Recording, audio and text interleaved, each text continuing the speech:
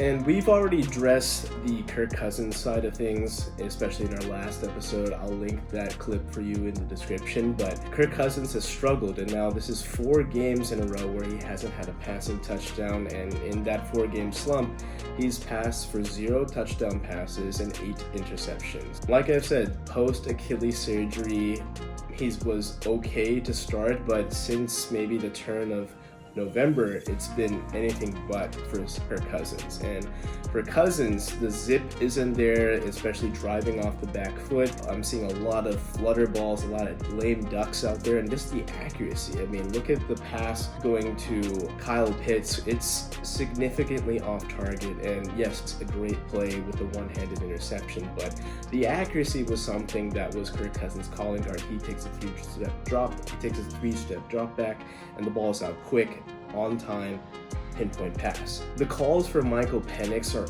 only getting louder, and Raheem Morris has a decision to make to save the season because they're 6-7. They started 6-3, and they had a tiebreaker over the Tampa Bay Buccaneers, who, like I said, have been missing their top 2 targets. But since then, the Bucs have started to win, and we can also say that Atlanta has had a brutal schedule, but Tampa Bay had no business coming back into this division race, but here they are. They stand a game ahead of them, and they do have an easier schedule coming up compared to the Atlanta Falcons.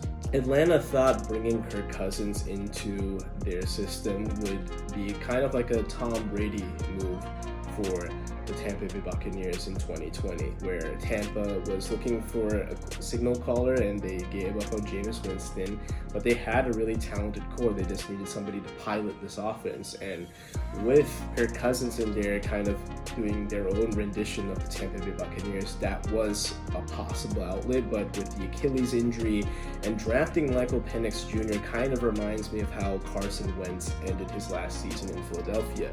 Carson came off of a couple decent seasons, especially lifting a very talentless team to the NFC playoff picture.